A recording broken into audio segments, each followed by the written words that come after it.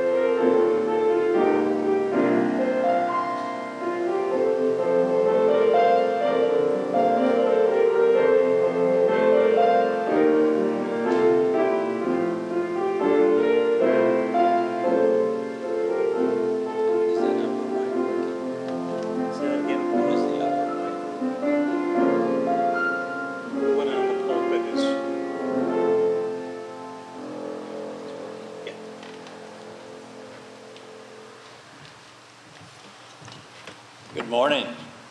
I'm Dwayne Milnes, and I'm the worship associate this morning.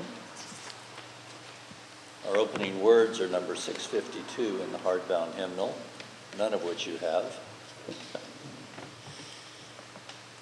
The great end in religious instruction is not to stamp out minds upon the young, but to stir up their own, not to make them see with our eyes, but to look inquiringly and steadily with their own. Not to give them a definite amount of knowledge, but to inspire a fervent love of truth. Not to form an outward regularity, but to touch inward springs. Not to bind them by ineradicable prejudices to our particular sect or peculiar notions, but to prepare them for impartial, conscientious judging of whatever subjects may be offered to their decision. Not to burden the memory, but to quicken and strengthen the power of thought. Not to impose religion upon them in the form of arbitrary rules, but to awaken the conscience, the moral discernment. In a word, the great end is to awaken the soul, to excite and cherish spiritual life. And now our chalice lighting words are in your order of service. Let's read those together. We light our chalice today to celebrate our journeys, to discover our place in the world, and to know we are home. Our opening hymn, if you'd like to rise, is number 343. The words are in your order of service, a fire mist and a planet.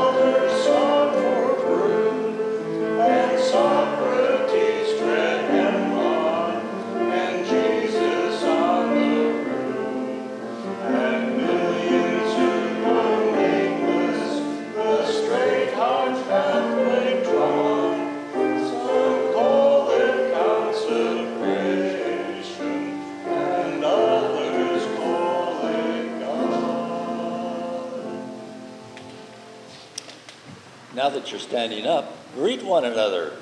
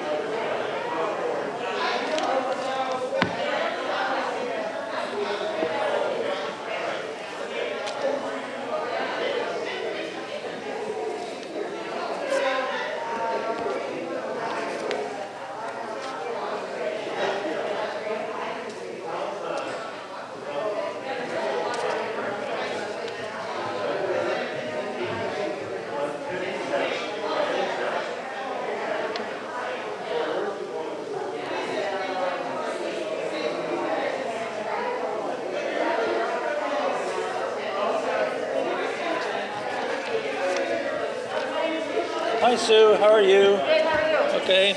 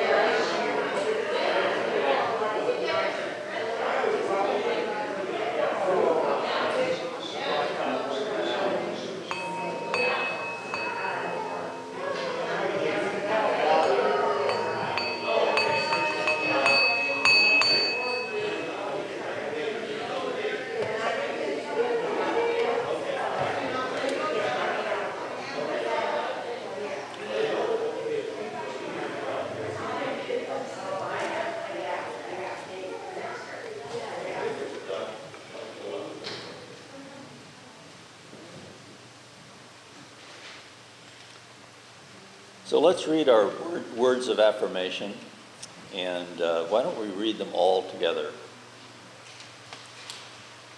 We believe in love. Love is the only doctrine of this church. We believe in truth.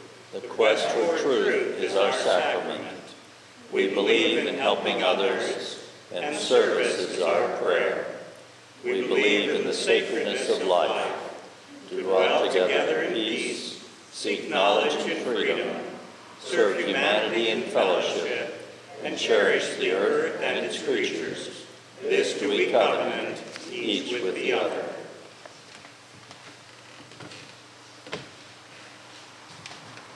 And I get the story for all ages. It's a marvelous book entitled, If You Ever Want to Bring an Alligator to School, Don't.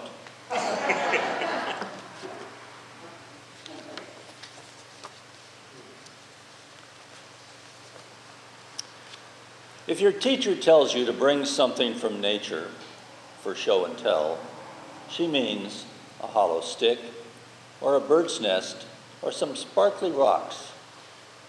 She does not want you to bring an alligator. If you bring an alligator anyway, she'll tell you that alligators are trouble. You tell her that it's okay and that you know all about alligators. This alligator will be quiet and good, and he won't eat anyone. Cross your heart. But during spelling, your teacher will hear laughing. This is because the alligator will be showing you funny pictures, somebody falling off a diving board into the alligator's mouth. Your teacher will write your name on the board, Magnolia. And now you'll have to stand last in line for lunch, and you'll take away the crayons and tell you the alligator to be quiet and wait for show and tell. Then during art, an airplane will fly across the room. This is because the alligator will be showing you origami. Your teacher will draw a check by your name, Magnolia. And now you'll have to stay in from recess. You'll take away the paper and order the alligator to be good and wait for show and tell. During math, you'll notice the alligator is hungry. You'll give the alligator 3 pieces of your favorite gum and beg him not to eat anyone. And for Pete's sake, to wait for show and tell. The good thing is that you'll stop him from eating any kids. The bad thing is the alligator will smack and twirl the gum. And your teacher will notice. She'll draw 2 more checks by your name and an underline. Now you'll have to go to the principal's office after school. During lunch, you won't even get to eat your egg and cheese sandwich because somebody will gobble up everything but the crusts.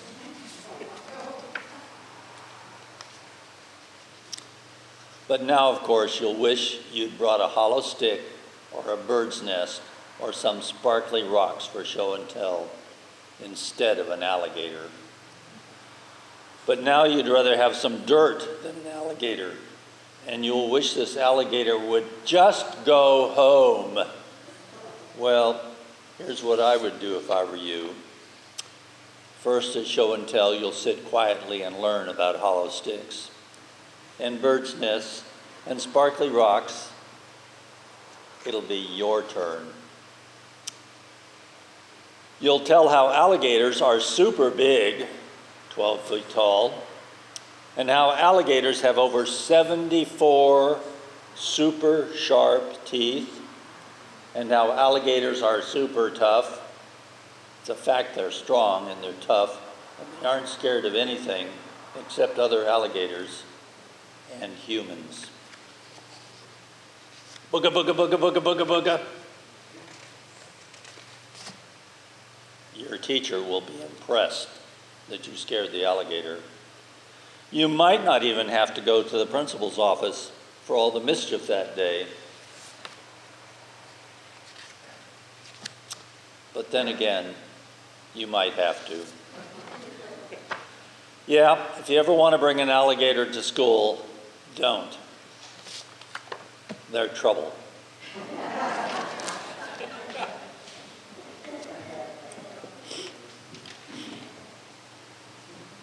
Very nice.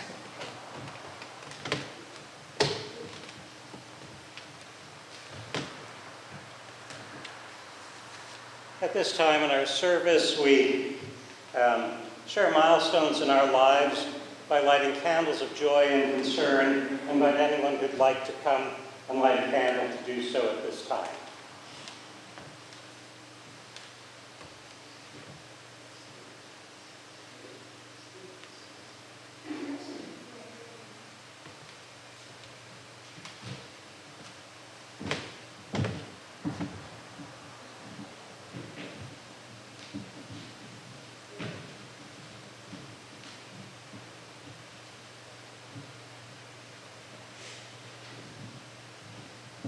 This is for a friend of ours who passed away a couple of weeks ago. His name is Steve.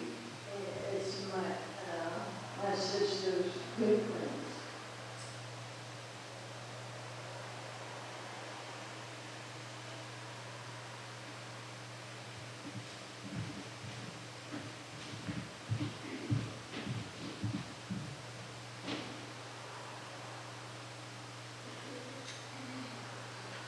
I'm lighting this candle today for my friend that I've been with her for almost 35 years, both in her husband, she and her husband.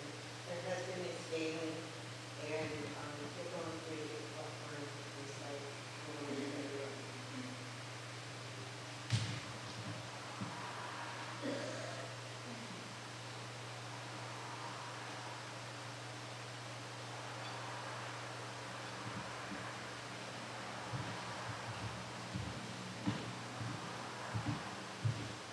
Anyone else?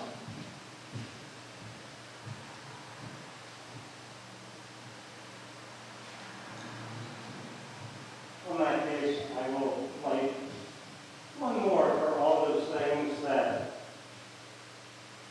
are going unspoken today.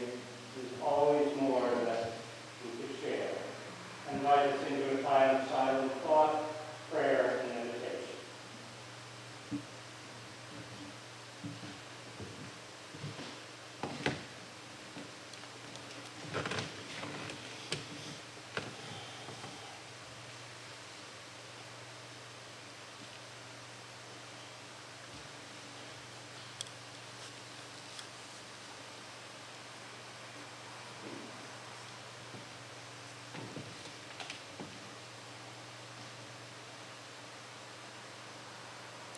We give thanks for this day and for the chance to be together, to share our thoughts, our hearts, our needs, to listen to each other, to connect where it has been harder to connect through these many months of COVID. We give thanks for this community, for the way that we are able to support each other, for the good things that we create in our experience, for the ways that we affect and help our community, our larger community, to be strong. We give thanks for each one who gathers here. We send our good thoughts to those who are not with us today, wishing them well and hoping to see them soon. We give thanks for the wisdom we gain from science, the hugs we get from gathering together with the best hugger of all. We give thanks for storytellers, for people who care. We give thanks for this community. So may it always be. Amen. I invite you to join now in singing Spirit of Life. The words are printed in the program.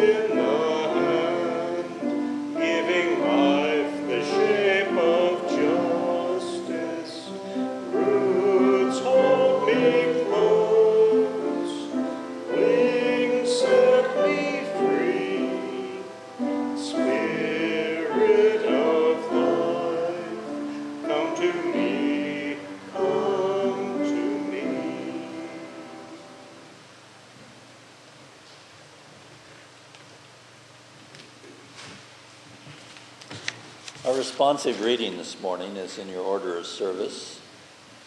It's called Out of the Stars.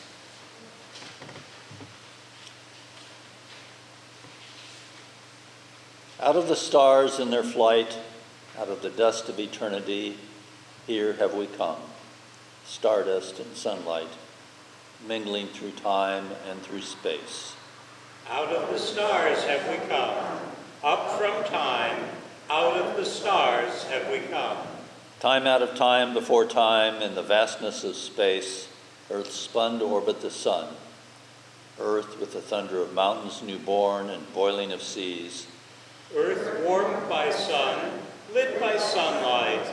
This is our home. Out of the stars have we come. Mystery hidden in mystery, back through all time. Mystery rising from rocks in the storm and the sea. Out of the stars, rising from rocks and the sea, kindled by sunlight on earth, arose life. Ponder this thing in your heart. Ponder with awe. Out of the sea to the land, out of the shallows came ferns. Out of the sea to the land, up from darkness to light, rising to walk and to fly. Out of the sea trembled life. Ponder this thing in your heart. Life up from the sea, eyes to behold, throats to sing, mates to love. Life from the sea, warmed by sun, washed by rain, life from within, giving birth, rose to love. This is the wonder of time. This is the marvel of space. Out of the stars swung the earth. Life upon earth rose to love. This is the marvel of life, rising to see and to know. Out of your heart, cry wonder, sing that we live.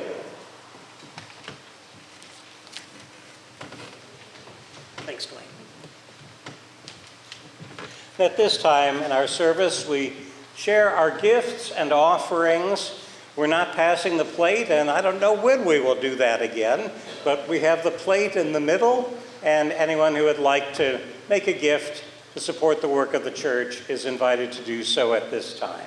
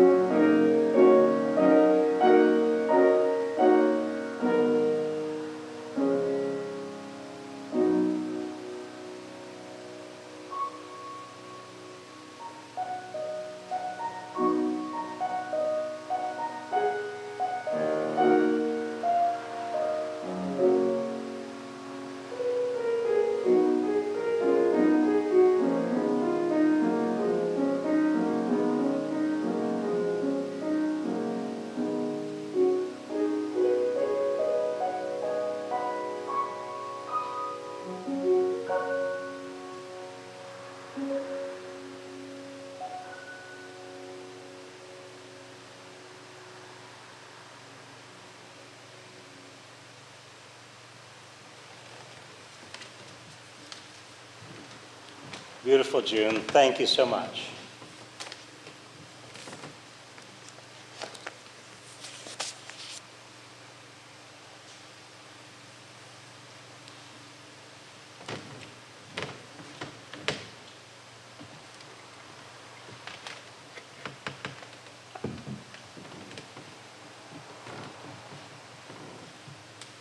Finding a Place in the World, Part 2, Education and Learning.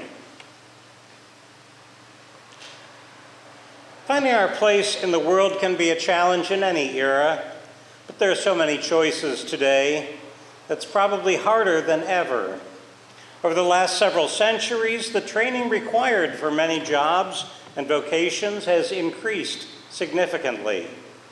Many trades have long required training and apprenticeships which could last for several years before one could be considered a journeyman and more to be a master. Over the last 3 centuries, many vocations have increasingly required extended periods of college or university training.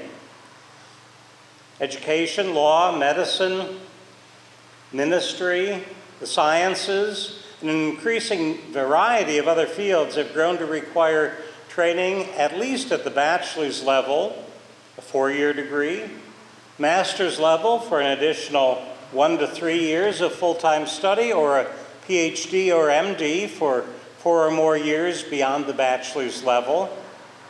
Even jobs classes requiring unskilled labor may require previous experience.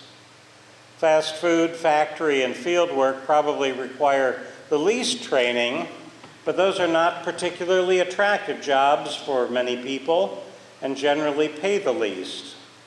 In our society, the job or vocation for which we are paid in many ways defines and limits our place in the world.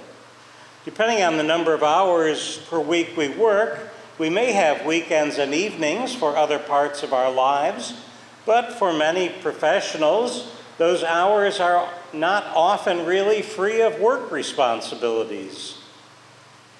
Lower paying jobs requiring little training offer opportunities for frequent change, but the years of education and training required for professional positions makes it much harder to change directions after years of study and tens or hundreds of thousands of dollars of debt, frequently amassed even before beginning the first professional position. Some training and education adapts to other positions, but much is too specialized, so that changing professions often requires a significant additional amount of time, effort, and expense. Even so, for any number of reasons, in this era it seems more common than ever for people to change directions at least once during their lifetimes. These days, finding our place in the world may be a process that occurs more than once and perhaps many times during our lifetimes. In times past, the choices of job or vocation were often dictated by the family business, whatever it might be.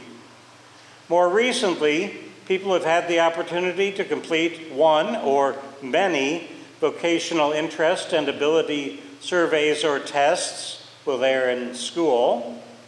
The success we have had in different classes in school may also help to push us toward vocations that require more or less technical or educational aptitude, more or less practical abilities, more or fewer skills in shop or household arts, more or less creativity.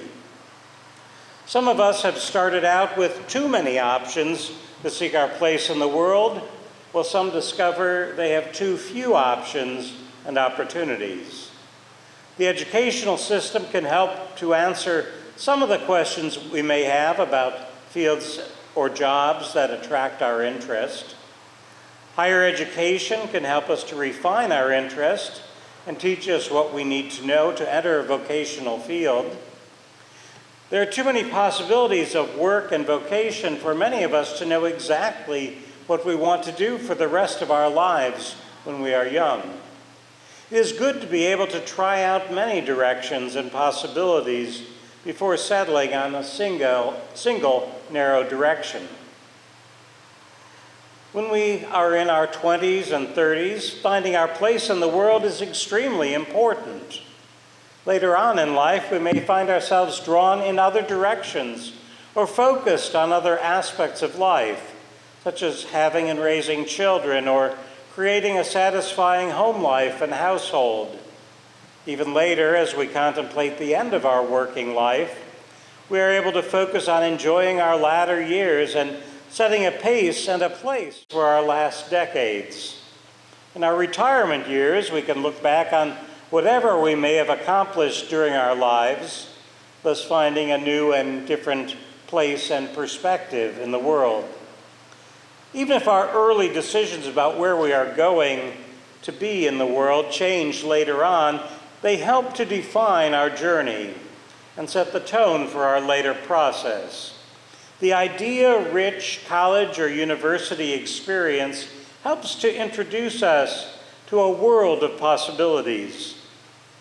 The opportunity to meet and talk with other bright, enthusiastic individuals about dreams and hopes is one of the most wonderful aspects of education at every level, but especially in the college or university setting.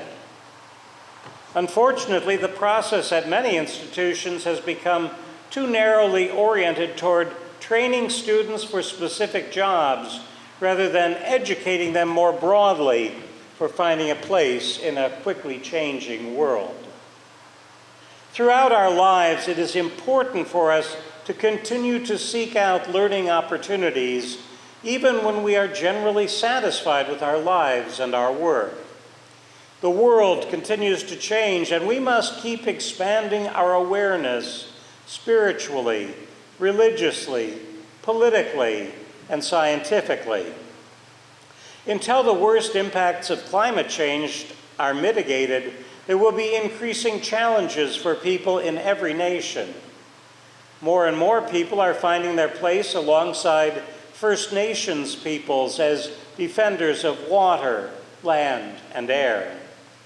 With so many people around the world having found their place among exploiters of other people and global resources in recent centuries, it is essential that those more aware work to repair some of the damage that has been done to our world. One of the most important results of the recent upheaval in our society is that we are all being called to a higher level accountability for our actions. Most of us have tried throughout our lives to not oppress others, but we have allowed many of the negative, exploitative, and oppressive aspects of our society to continue largely unchallenged.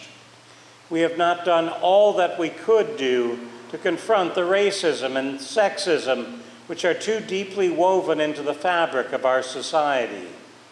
Few of us have done all that we could to make our society healthier, more just, and more inclusive. Now we are all being called to account for our failures. Many of us feel like we are being nudged out of our comfortable places where we have settled and challenged to find a new place in the world. Where we or anyone go from this point in history is an open question. We are experiencing one of the worst and earliest fire seasons in California and the western U.S. The COVID-19 pandemic has again been worsening with new variants arising. We have been seeing the intensification of storms and droughts predicted by climate scientists. The air, waters, and land around the globe are reaching levels of toxicity that will soon make the ongoing life of many species, including Homo sapiens, in such an environment difficult, if not impossible, at least at the current population and resource use levels. Many of us may find that we no longer have a place in the world in the not-too-distant future, unless we very quickly change some very basic patterns of resource use and pollution under unfettered capitalism. There was a time when those who were exploiters of resources and people We're held to a greater level of accountability in society for mitigating the most dangerous impacts. Today, so many businesses have offshored manufacturing to sidestep rules, and Trump's EPA helped by easing pollution rules and mitigation efforts. Our faith challenges us to care for the earth and all living things. There is much more we can do. Many of us who are retired or soon to retire are or will be freer to work on some of the environmental issues that are becoming more challenging each year. We may not have the energy we did when we were younger, but we still can write letters and we can show up for demonstrations and protests. There are many problems in our society and around the world, but we can make a difference here in the most influential and powerful nation in the world. If our place in the world has already changed or is changing, we can do more to make a difference as we seek a new place. We also can seek to educate ourselves on the issues by seeking to understand what changes will be critical to preserve and maintain life for the flora and fauna of the earth, including humans. Our place in the world may be changing, but we can still seek to make a positive difference. Throughout our lives, we are challenged to find our place in the world. In preparing for our work lives, we may have spent years in colleges and universities only to watch the world changing around us. Many of us prepared for realities that no longer exist. The world of today depends heavily on well-educated people in many fields, but many have already made or are making changes to keep up with the changes in society. Flexibility of thought has become almost as important as creativity, for both are needed to help us find our places in the world of today and tomorrow. In many ages, change was an option, but not an essential part of life. Today, change is ongoing, and the only options are how we may respond. I believe that we are called to choose life by working to bring forth changes that reduce pollution, reduce overuse of resources, clean up the earth, air, and waters, ensure fair and just treatment of all individuals, and help create a society that is sustainable and responsible. Thus will we make a difference as we find our next place in the world. Shalom, salam, blessed be, namaste, and amen.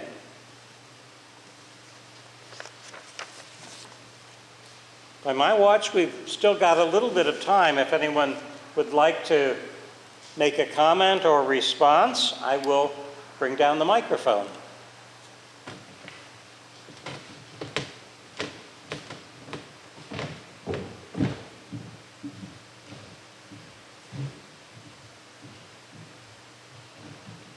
I have a question. Yes, sir. I recognize the oldest school college in the state of California. I recognize an upstart Newman Stanford college. But I wonder, is that what you school? I believe it is. I'm not sure which one. I asked people to find an Ivy League school, Stanford, or something from USC. We'll call it Brown University for my son.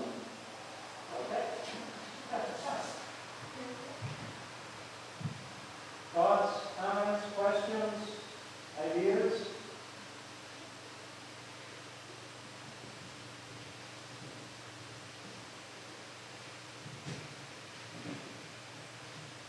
I hear that we have to cut down our water by 15%, and I'm trying to figure out how to remember that. Would it be okay to put a sign up above my sink? I don't know. I don't know how to save 15% of the water. And those of us who are still on the 2 days a week watering plan, how much more do we have to give on? Good question.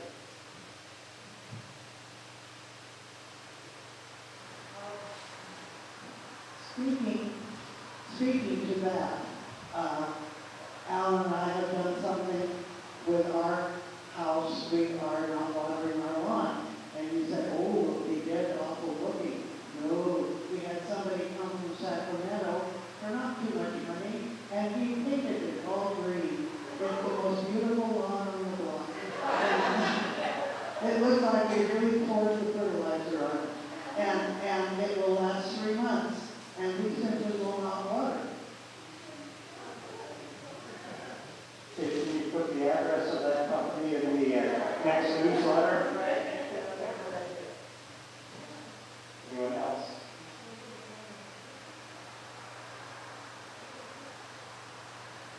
Okay, thank you for sharing your comments. I invite us now to turn to that hymn that I think we all pretty much all love. It's printed in the insert, "Come Sing a Song with Me." I invite you to stand as you are able.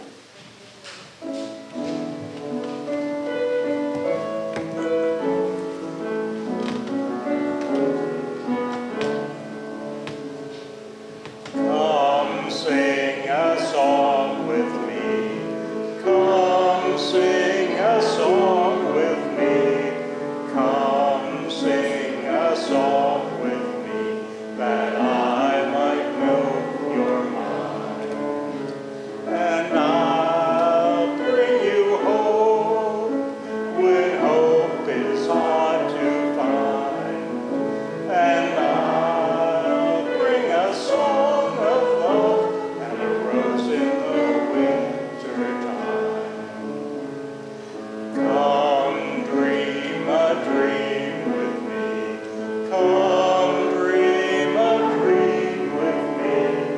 Come dream a dream with me, that I might know you're mine. And I'll bring you hope when hope is hard to find. And I'll bring a song of love and a rose in the winter time. Come walk in rain with me. Come walk in rain with me. Come walk in rain with me, that I might know you're mine. And I'll bring you hope when hope is hard to find. And I'll bring a song of love and a rose in the winter time. Come share a rose with me. Come share a rose with me.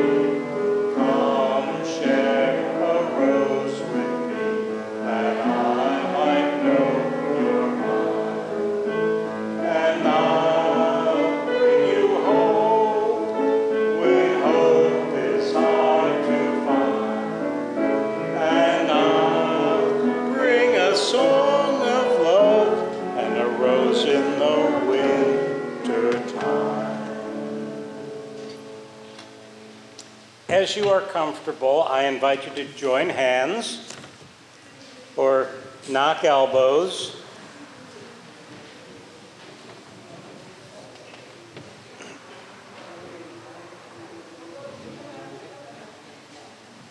As I remind you that this church is dedicated to the proposition that behind all our differences, beneath all our diversity, there's a unity that makes us one and binds us forever together, in spite of time and death and the space between the stars. We pause in silent witness to that unity. May the stars carry your sadness away. May the flowers fill your heart with beauty. May hope forever wipe away your tears. And above all, may love make you strong. Amen. And go in peace. And may the winds stay blowing the smoke away.